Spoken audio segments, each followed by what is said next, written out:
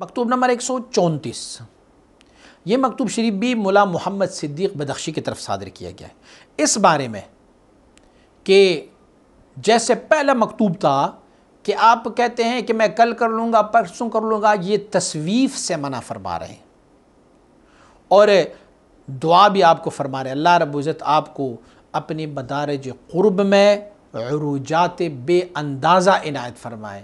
محبت اثارہ، اے وہ بندہ جو محبت کی جگہ ہو، جس سے میں محبت کرتا ہوں، الوقت سیف قاطع، وقت جو ہے وہ کاٹ دینے والی تلوار جیسا ہے۔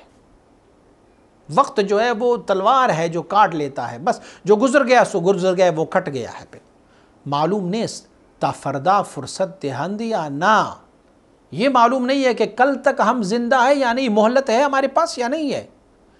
امر اہم را امروز باید کرد، جو اہم کام ہوتا ہے نا وہ آج ہی کر لو۔ اللہ کی معرفت حاصل کرو، تصوف میں آؤ، ذکر کرو۔ یہ غیر اہم را برفردا باید انداخت، جو اہم کام نہیں ہے نا دنیا والی کام ہے، اسے کل کے لیے چھوڑ دو۔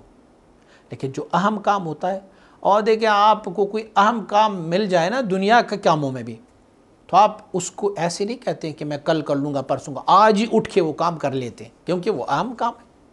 تو آپ فرماتے ہیں اہم کام جو ہے وہ آخرت کا کام ہے، دین کا ہے، شریعت کا ہے، تصوف کا کام ہے، اسے آج کر لو، اور دنیا کے کام جو ہے وہ کل کے لیے ڈالو۔